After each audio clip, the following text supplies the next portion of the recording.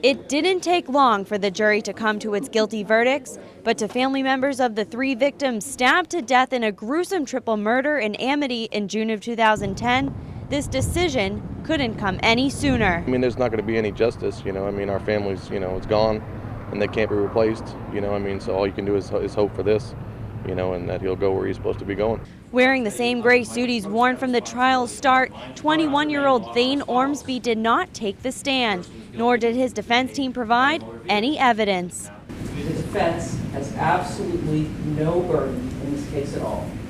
We are not required to say a thing or to produce a single shred of evidence. In closing arguments, prosecutors relied on the words delivered straight from the defendant's mouth in his video confession. My plan was to kill Jeff Ryan, to take his vehicle, and to kill Alvin Silsby. Ormsby described his motive for wanting to kill Ryan, saying he was a bad drug-dealing person who he wanted to rid the world of. 2 others, one of whom was a 10-year-old boy, was caught in the middle of his mission. I stabbed Jason, and Jesse ran to the back room. So I chased Jesse, and he was the quickest. He just said he was scared. By using an insanity plea, the trial has been divided into 2 phases, with the first taking 5 days to complete. The final phase will begin Tuesday, with jurors determining whether he was sane at the time of the crimes. I think it's going to be a shorter phase. We're looking that probably will start on Tuesday. We may complete it on Tuesday or Wednesday, but it won't go into a week.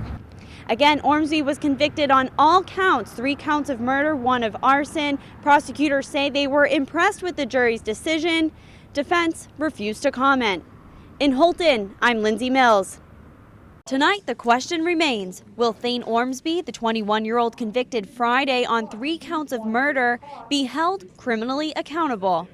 In day 1 of the trial's second phase, opening statements were delivered. Prosecutors say Ormsby, who was using an insanity plea, was not hallucinating or having delusions at the time he stabbed to death a 10-year-old boy, his father, and family friend 2 years ago. He knew exactly what he was doing.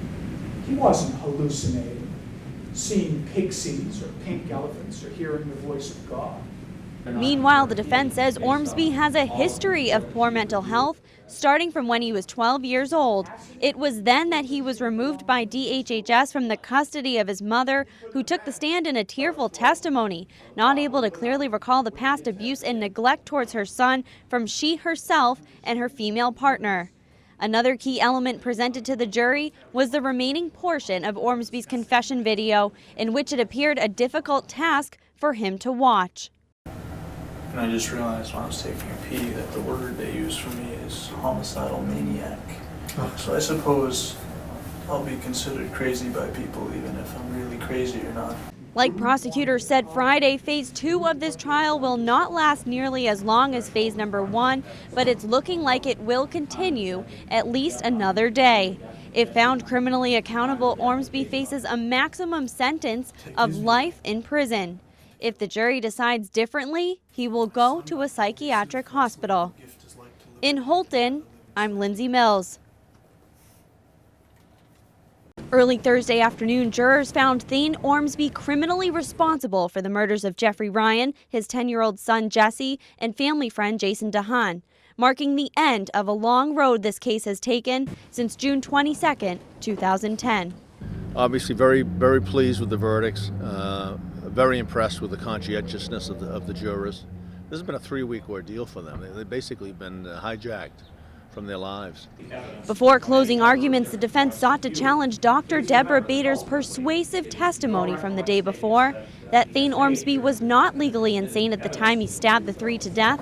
That defense was quickly denied, and now that Ormsby will be held criminally responsible on all 4 counts, they're looking to appeal. Our hope is that that deficit of knowledge was not something that was acted on by the jury. That's our hope, and to the extent that we can continue to address that issue through the appeal process, we will. In closing arguments, both the defense and prosecution used testimony from experienced psychologists who formed individual opinions on Ormsby's mental state at the time of the crimes.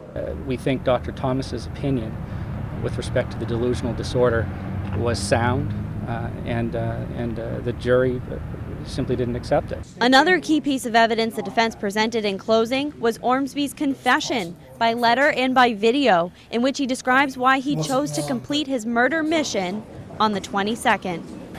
It's interesting in numerology for a couple reasons. Because it's both by multiplication and addition, it comes out the same way. But I don't know what it means necessarily. Okay.